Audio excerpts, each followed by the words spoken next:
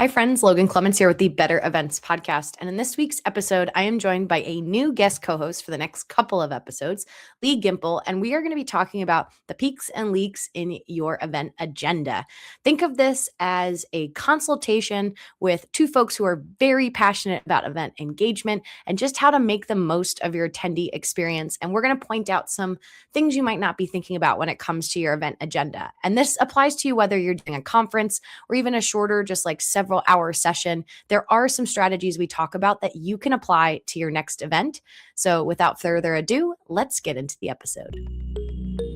Welcome to the Better Events Podcast. Join two event strategists, Logan Clements and Mary Davidson, who believe we can all create, host, and attend better events. In this podcast, you will learn about event strategy and actions that you can use today as an event host, planner, or manager. Hear directly from the people who are creating innovative and inspiring events today and tomorrow, and grow your business along the way. Now, let's get started, and thanks for listening to the Better Events Podcast. Hi, friends. Welcome back to another episode of the Better Events Podcast. I'm one of your co-hosts, Logan Clements, and this week I'm joined by a new guest co-host. And before I introduce them, I do want to do a quick plug for our workshop that Mary and I did for anyone who's looking to learn how to start an event planning business. It's a 5-part on-demand workshop that goes in depth for Mary and I about how we first started our business, kind of how we've evolved, everything from the more admin side and finances to the softer side of how do you even find your clients and build your event planning process. It also includes templates on templates on templates, which you keep asking for. So it's all there. Just check our show notes to check out our workshop on how to start an event planning business. And now I'm excited to introduce Lee Gimpel, my guest co-host for this episode and the next couple episodes. Lee Gimpel helps organizations double the quantity and quality of engagement, networking, and participation at their conferences. He has designed and facilitated events for clients ranging from Sodexo to the World Bank and the National Park Service. He creates the hands-on deck of conference engagement cards, as well as produce the Conference Organizers Summit. Lee, is there anything else that you'd like to add? Number one, also a big fan of you in this podcast, so I am happy to be here. The background's pretty self-explanatory. Most of the work that I'm doing is conferences, like a 5,000 person, annual conference, dentist or something like that. But I think, this idea of engagement is pretty transferable, even if we're talking about weddings or sporting events or something like that. So hopefully it goes across the continuum here, the spectrum of events. Yes, and we get very excited about how to create more engaging events on our podcast. So I'm thrilled for this conversation. But before we jump in, we're going to do our conversation starter, little warm up. Lee, it's the summertime. You're on the East Coast. I'm on the West Coast. We're enjoying those hotter temperatures. But what's an activity or maybe habit that you do that you associate with summer? Like the idea of enjoying these hotter temperatures here in DC means very humid summers here in DC. I'm going with ice cream on this one. Not surprising. There was a time when I was making a lot of my ice cream or doing it myself, and then I had to stop because I was eating a lot of ice cream. But to tie this back to better events, this year is, I think, my 9th or 10th annual. I do a ice cream social. That I invite. I co-host it with a couple of friends, and then we invite about like hundreds of friends, and we do it in a park, and it's just super fun. And I think we get to apply a lot of the stuff that I'm talking about today. But it's delicious, and it's super easy, and it's very cheap. It's lovely. So, all right. So mine is ice cream. What is yours, Logan? What are you looking forward to? What's your? Mine I associate is like being in water. I grew up going to a pool every summer for like a community pool. And here in Seattle, we have a lot of lakes. We have ocean, but it's very cold. And so I'm going to aspire. I've done it once so far this summer, and I'm going to do it a couple more times. It's just floating. Like I have a floaty and just floating in the lake because it just, to me, that's like peak relaxation and just hanging out. And I didn't get to do it at all last summer. So that is why it's like top of mind. I was like, I got to float more in the lake. It's too cold for me in the ocean here in the Seattle area. I love that the goal for the summer is to float. I hope you're able to achieve that goal. Thank you. Hopefully, listeners, you think of something that reminds you of summer. I'm now, Lee, thinking of all of the ice cream I want to eat after our conversation. But a little bit about why we picked this topic. So you guys might be familiar, listeners, with Lee. He was a speaker at BepCon last year, and he gave a lightning talk all about this topic, about your leaks and your peaks in your agenda.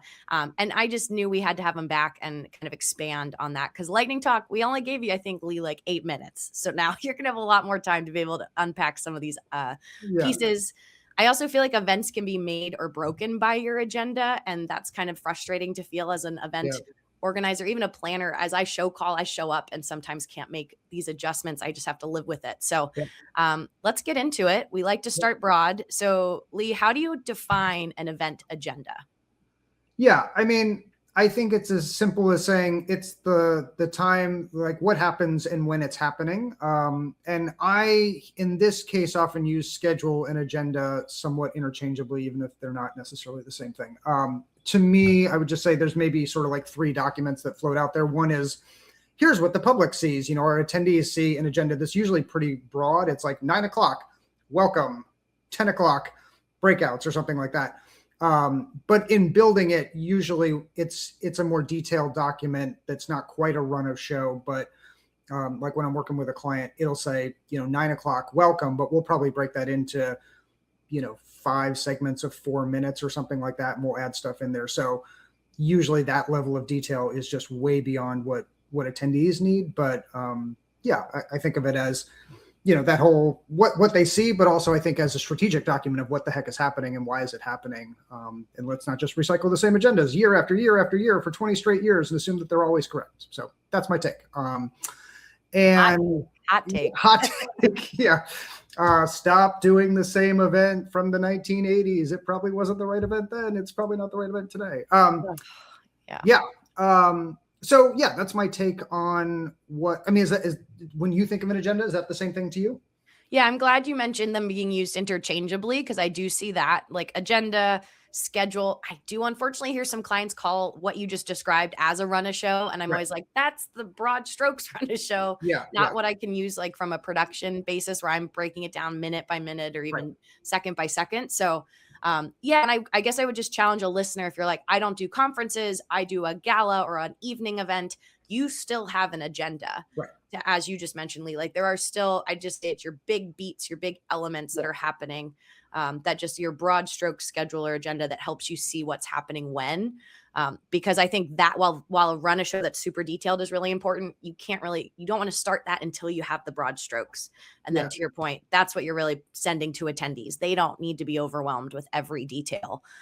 They just need those bigger beats. Yeah. And for like a gala or an award show or something, it's like, inevitably we'll get to this, like network mingling time, which is not usually networking or mingling time. And then it's, the show opens and the welcome and then the awarding of prizes and then the whatever. And it's like, okay, there's your agenda, but there's so many little layers under that. And I think before you get to the run of show, there's a lot of decisions to make of what goes where and if, like, should we have a keynote speaker? We've had one for the last 20 years. Should we have one? Maybe not. So, I mean, so I guess a lot of what we're talking about here, though, is that engagement piece. So, I mean, you've done a lot of events, and they are, I mean, big events. So for you, like, what's the first thing that you think of where that event was built with the attendee experience in mind? Spoiler alert, many seem to not be. Yeah. I mean, for me, it's definitely, if I can see, I feel like breaks are my big thing. It comes up in my sports world too. I always tell my sports teams when we are doing that in-game fan experience, I go, we can't be at 100 the whole time.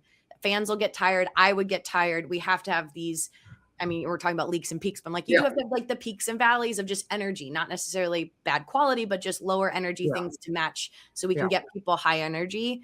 And when I see that in my corporate events, it's just thinking through breaks in the agenda, like between general sessions and breakouts. It's even when I do like galas, sometimes having breaks to be like, you've had a host curate their friends and colleagues to come and be at a table, and then you just talked it up them the whole time. And they had no time to talk to the table that they did all this work to invite. So thinking about what being intentional with those breaks, and like 10 minutes, you and I think agree on this, Lee, like 10 minutes does not count. 10 minutes doesn't really exist in event world. It needs to be like 15, 20 minutes, if not longer, if you're trying to create intentional connection during those breaks. Yeah. I mean, I think sometimes people pay me a not insignificant amount of money to be the guy who sort of like sits on their shoulder like that little devil or the angel and sort of just prods them and goes, okay, so you've got people going from 8:30 until 12:30 with no breaks. And they're like, oh, it's such good content. They're going to love it. And I'm like, they're probably also going to want to go to the bathroom. And, it's like the human element of it is one part. And then just why are they there? And inevitably the answer is, well, because they want to connect and they want to, find new research partners, or they want to find jobs, or they want to, whatever. The buyers want to find sellers. When do they do that? In the 4 minutes between when they have to run down a, quarter-mile long hallway. It's just not super realistic. So I'm 100% on board with breaks being a very big indicator there. Yeah, no, it's one. And I just encourage you, if you are listening to this and you have any power over your event agenda, like even just taking a break from that 10 to 15 minutes, I feel like you'll feel significant relief if you can double it to 20. I think it's just, Lee, I'm interested how you coach clients through it, because I think I have some folks who are like, well, we paid all this money to get all these people together, so we need to like maximize that time together. And so that's why it's an action-packed schedule from 9 a.m. to 5 p.m. We'll give folks 30 minutes, and then we have an evening schedule, like where we're doing all kinds of stuff. Yeah. So how do you push back up against that conversation that folks, or that like challenge I feel like people see, or blinders they put on about ROI, of wanting it to be like, we got to action pack it. And where is the intention? Yeah. I mean, the first thing that I'll say is, it's not that content isn't important. I'm talking about an annual conference or something. It's not that the content isn't important, but I'll come back to this over and over again. I think probably 50% or more, maybe 90% in some cases, of what's getting people to that event is not sitting there and having someone just read you a journal article. Basically, it's being able to connect with other researchers in the field. And, when you talk to event owners and you're like, so, tell me, let's drill down. Why are people going to this event? And they agree on that. And then we also understand people need to go to the bathroom and everything. And I think just to do, well, the first thing, I'll talk about doing the math, but the first thing is, if we say this event is 2 days long and it's 16, 20, 24 hours over 2 days or 3 days, and you're like, I'd like to steal 5 minutes here and 5 minutes here and 5 minutes here for a total of like 15 more minutes of breaks. I don't know that people are like really going to miss that 15 minutes of content. It's like that 15 minutes isn't what was going to unlock their research project or something, probably. But then I think it's just when you go through the reality of how that time gets allocated, and you say, okay, so you've got a 15-minute break. I hear you. It's a 15-minute break. Do you always start on time? Oh, we never start on time. We're terrible about that. Okay, so you start late. Do your speakers always end on time? Our speakers are not good about that. We're not good at pulling them off the stage. Okay, so now we're down to, what was a 15-minute break is now a 10-minute break. There's 1,000 people in that room. They have to filter out. Okay, so that's a couple more minutes. Then we got to go to the bathroom. There's a line for the bathroom. The bathroom's all the way down the other end of the hallway as well. And then people are going to come and get coffee, and there's a line for coffee. And then they have to go down another long hallway. So you're like, is 10 minutes enough? No. Was 15 minutes enough? Probably not even. But I think the more we talk about it in realistic, what is actually happening in that break, it feels clearer and easier than like, obviously there's 15 minutes and people have plenty of time. They don't. You've been in that room. You've been in that hallway. It doesn't work.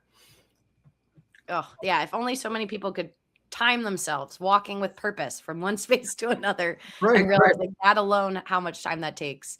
But what are we talk about breaks, but where are these other leaks where attendee energy and engagement are just getting drained away in event agendas? Yeah. I mean, the biggest one, the most common one, the thing that probably gets built into every event over and over again is individual presentations, PowerPoints and panels. And I don't want to tell people I'm against presentations and panels, but I'm working with a client now that has basically, it's an annual conference. It's a relatively small community, and they go from, it's like 8 a.m. till 5 p.m. And I think it's like 8 straight back to back panels with big groups of people. And,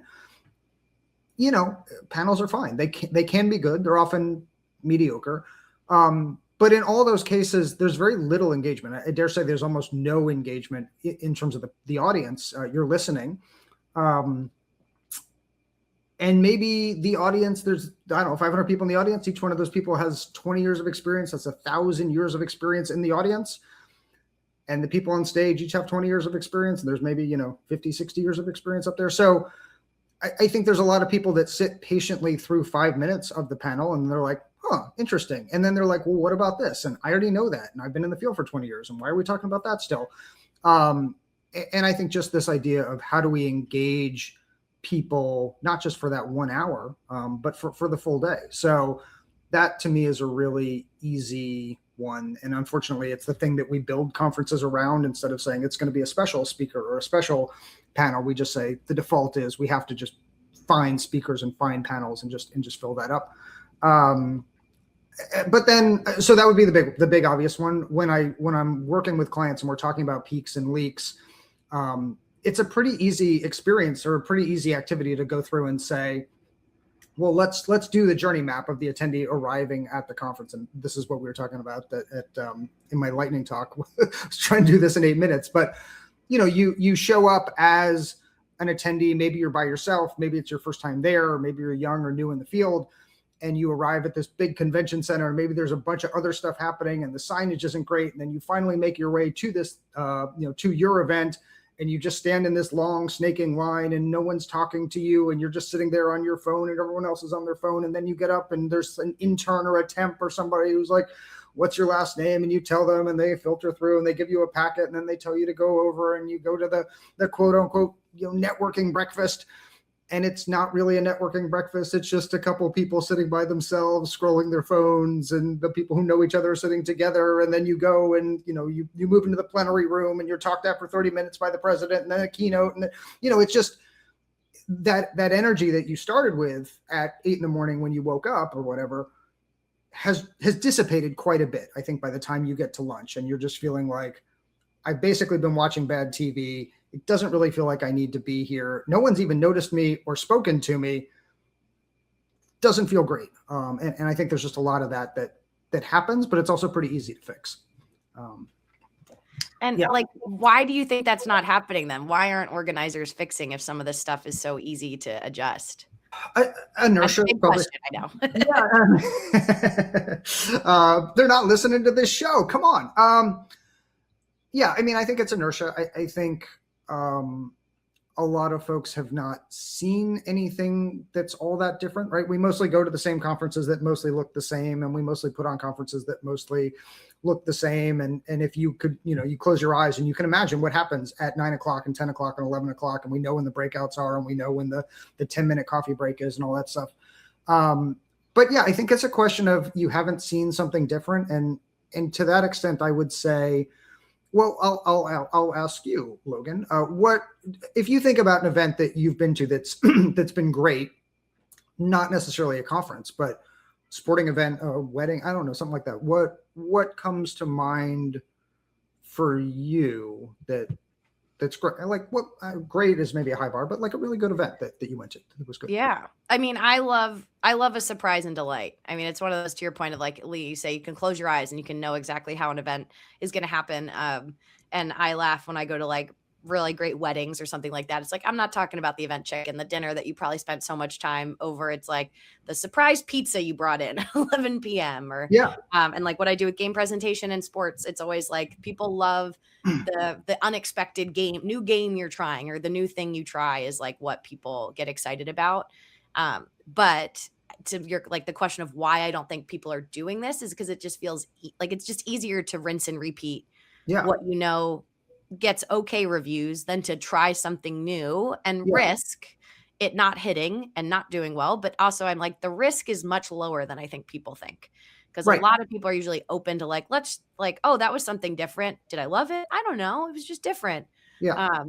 But I think there's a lot of organizers out there that are worried about the backlash of trying something new.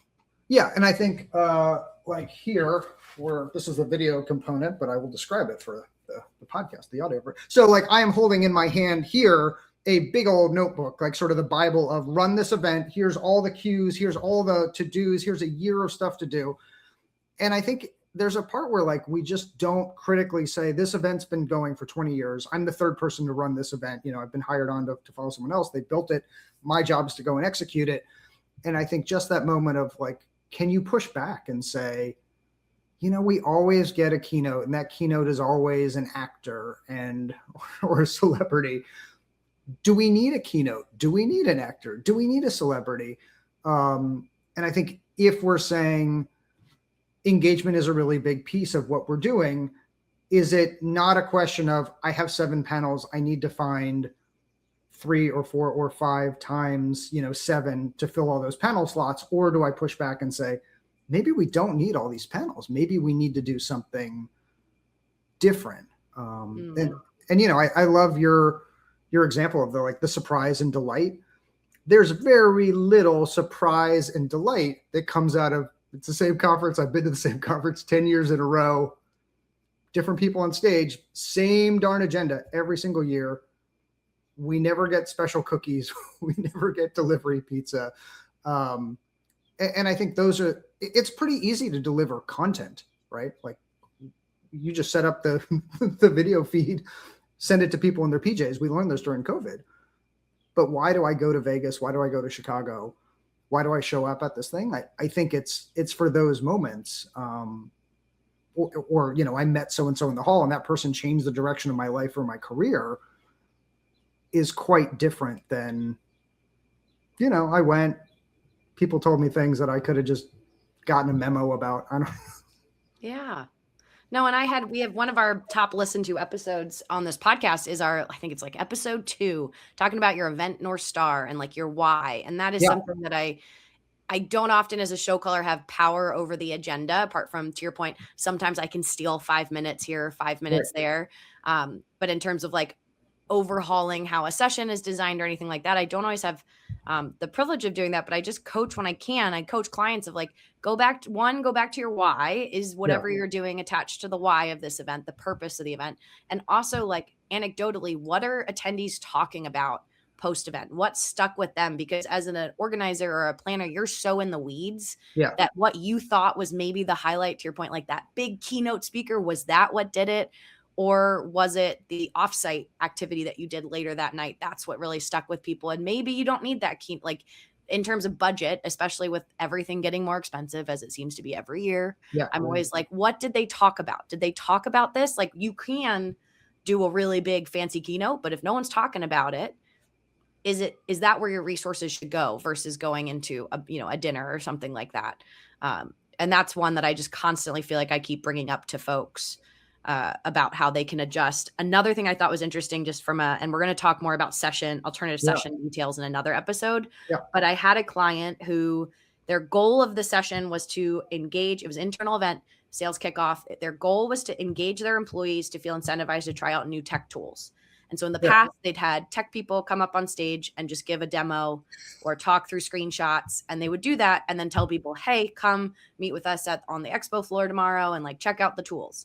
And this year they came to this. I didn't help at all with the idea of it, apart from the blocking, that they decided that kind of wasn't hitting where they wanted it. And so they ended up doing a conversation with several representatives on stage that were meant to represent the groups of the audience. They were supposed to talk about the challenges they had, and then they would quickly bring on a tech specialist to talk for like 3 minutes about what tech tools could help them solve that problem. And they purposely picked some reps that were like super users of some of those products already. But they then just did this like super snappy. It was like 6 to 8 minute segments, and they did this like 5 times. And then they rinsed and repeated it with a different audience and different representatives from that audience. And I was like, it felt like you could tell people were leaned in and paying attention as they resonated with what their representative said. And then I think they were intrigued by the tool in a way that I didn't see that when it was just passive speaker and slides. Like, that was a way to reinvent something that still was a keynote or a main stage presentation, but in a different format. Yeah, I mean, I think there's a sniff test to, people often ask me, like, what does a good conference or what does a good event look like? And I can give you, I think, lots of sort of specific things. But the reality is, if after day 1 you don't want to be there, that's probably not a good conference. I mean, I've got some friends who actually they sort of do paper, rock, scissors in their office to see who doesn't go to the conference, right? They don't want to go to conferences in their field because they're kind of deadly. And I think, like, on a technical level, we can talk about why that is, but just the sense of, I want to go or I don't want to go. I want to be there or I don't want to be there. Or at the end of the day, I feel just completely drained, even though I haven't done anything other than sit in a room for 8 hours, right? It's not like running a marathon. I was just sitting there and I'm exhausted. I think that sniff test of, is it fun? Do I want to be there? Like, is it worth 2 days out of the office, another day of travel, figuring out stuff with the kids and the dog and, missed email and all that stuff. It's a big deal. I mean, people should come back from these feeling like, man, that was really worth it. Not, I don't know, my boss told me I should go, and like we go every year. Yes. And on that, I always tell folks, like, you should go. I mean, we're event people, so ideally you're going to events, but Yeah. I've shocked myself where I've been like, oh, I've been on the planner side too many times, and then going and being like, yeah, when am I losing focus? What did I really like about that? How did I, what was hitting with me and what was amiss with me? And how do I apply that to my next event? Because I think sometimes if we're on the planner side too much, you get a little detached, I feel like, from that attendee experience of your point, Lee, of like, what was a fun memory you had, that I think just helps ground you in that empathetic space to make that fun attendee journey. And I do have a question for you. If we have listeners right now who are listening and they are building their next event, maybe they have only like a week or two before their agenda locks in. We'll say maybe the single, or you can have more than one. I'll give you more than one. Okay. What's like a one change they can make that you think will really impact the attendee experience in a positive way? Yeah. I mean, the first thing that I would say is, when we lock that agenda that goes out to people, usually we're sort of building in some wiggle room of, we say, it's the brainstorming session, or it's, the panel or something. And what we're not saying to them is like, here's what's happening every 5 minutes in the panel. So, I can change that panel a little bit. I'm delivering to them, there is a panel or there is something else. So I think there's still a lot of freedom, and unfortunately, I still get more calls than I want, which are, our event is next week, our event is next month. We've already locked the agenda, so your hands are tied basically. But I'll say, well, you've got this reception. We can change the way the reception happens. It still happens from 5 o'clock till 7 o'clock, but it's going to happen in a much better way. We're going to do things that are going to make it much better. We're going to add value. So I think already locked isn't even maybe so much the issue. But if you're saying we're going to lock it, we're going to put it out to folks, I put all my chips into, in the first 5 or 10 or 20 minutes, do something that is going to add connection to that room and not make people feel like I'm by myself, I'm lonely, I'm sitting theater style here, I skipped a seat, we skipped another seat, there's someone over here, and we're all just sort of in this big space together, yet alone. And it can be as simple as, hey, I call this neighbor hobnob. We're just going to take 5 minutes, Lee, or, anyone in the audience, just turn to somebody you don't yet know. Oldest trick in the book, right? Turn to someone you don't know, just quickly introduce yourself. You each have 1 or 2 minutes. Why are you here? What are you hoping to get out of it? Go, ding. And the first thing that happens whenever I do this is people go, networking, icebreakers, right? And they get all like, we're adults, don't tell us what to do. And then the next thing that happens is the volume in the room goes up and the energy goes up and there's laughter in the room. And I've got my little facilitator bells, and 4 minutes later, I'll be like, ding, ding, come back together, everyone. And you cannot get people to come back together. They're like, oh my God, I met this perfect person, like who's going to be an amazing partner for me. Or I found a mentor, and it's in the first 5 minutes. And for all those people who came in and felt like they didn't have a home and didn't have a connection, all of a sudden they do. And the people who came, this little group of employees who came from Detroit, and they're all going to stick together. Now they've all got these other little connections, and we've really mixed up the whole room. And if we do it in the first 5 minutes, it's way different than now we're going to do a reception at the end of the second day. Now you get to meet people. The dividend is so much higher the first 5 minutes versus the last, 5 minutes of a conference. So that's where I put my money, I think. So good. Yes. We do those for BepCon, our in-person day. We do conversation starters like we do here on the podcast. Cause I was like, also all of our brains need time to wake up. And to your point, yes, it's harder to bring people back, but then it's like, I have different things firing that if you had just let me sit here with my coffee and trying to, engage. I think another thing I would encourage a listener is something I've trended to recently, and I wish more of my clients did it, was after I hear like a keynote or some kind of expert speaker talking, I struggle to retain that information unless I get the opportunity to turn to a neighbor and be like, okay, so we just heard all of that. Yeah, What yeah, are yeah. you applying? Like, Yeah. how did that resonate with you? Or maybe even that speaker, like they're an expert, but they are not doing what I'm doing. So how are we going to take whatever I just heard and apply it? Because that's just what I just feel like it's a miss to get. If you get talked out so much, you're not going to remember it all Yeah. versus I can't remember. It was like a financial, it was a freelancer chat and we were learning about finances. And I was like, I love your help expert person, but like other freelancer, what are you doing that Yeah. they just mentioned? Are you actually doing that stuff or are you doing Yeah. something completely different? Because to your earlier point, when you talk about the experience in the room, again, I think planners are nervous to do that because it's a little less controlled, but I feel like that's where the magic happens is the sharing of our knowledge from an attendee to attendee perspective, maybe building on what you saw on stage, but not just being, oh, here's what we gave you on stage. And that's the highlight. Yeah. And I think, again, I'll just keep going back to like, where do we spend those 5 minutes? An extra 5 minutes of someone going for 45 minutes instead of 50 minutes or 50 minutes instead of 55 minutes. But if I give those people in the audience 5 more minutes to digest what they talked about, like everything is better about that. And it doesn't matter for our speaker, speaker's still a speaker, still got to be famous, still got to be on stage. But I mean, it's crazy to me the number of times people get a, 6-figure keynote speaker, and that keynote speaker is supposed to like deliver truth unto this audience and help them unlock stuff. And then the curtain falls and then we just like take a coffee break and move on. And there's just no moment of I love that idea. I do it, people. Listen to Logan. Yeah.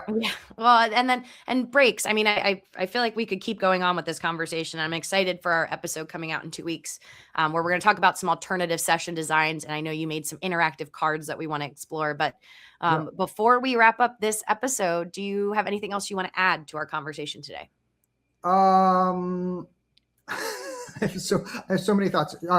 We talked about a tip. Is this a tip? Should I offer people a tip at this point? Is this the I can give you where to plug people, and then we'll do your bonus tip, which can be unrelated. Unless is it an agenda related tip? I love that.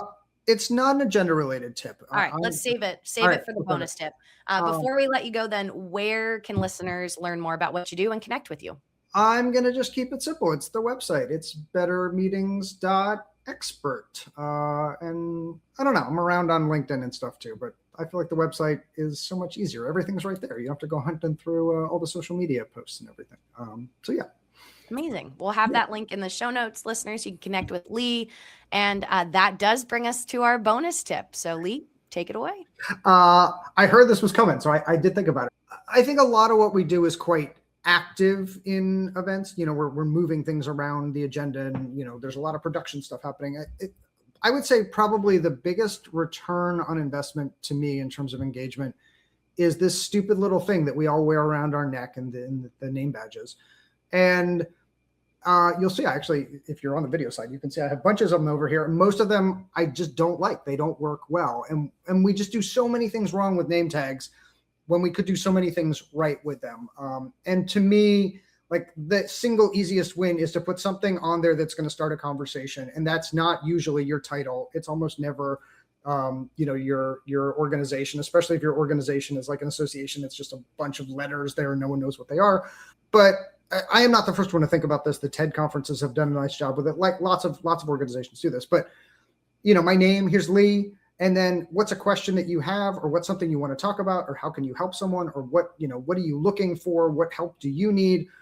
And when you're passing people in the hall and someone says, I'm looking for someone to help me produce a giant sporting event. And I walk by someone who says, I produce giant sporting events. I'm like, hey, Logan, I'm looking for that person. We both feel like we win at this event instead of just meeting like one more guy named Steve who's going to tell you that like, boy, it sure is humid here this time of year. And my flight was, it's like, it was a perfectly lovely conversation, but just subtly and covertly, a couple tiny little things on a name tag makes so much difference. I think it's the most valuable real estate kind of at an event. And we often just waste it with, giant logos and, silly ribbons and stuff, but they can do real work. And I think they can really connect people. So I, do that. It's easy. It's pretty cheap. It's simple. That's a great bonus tip, Lee. Thank you. And that brings us to the end of this week's episode. You can follow us on Instagram, Facebook, and LinkedIn at Better Events Pod. You can send us an email at bettereventspod@gmail.com. And you can connect with us on LinkedIn directly as well. Myself, Mary, Lee here. We love to hear from you. Just make sure before you hit that connect button, you mention that you heard about us through the podcast. And if you want even more Better Events content, join our private community over on Substack. And as always, we want to thank you for listening, and we'll be back in your feeds again next Wednesday.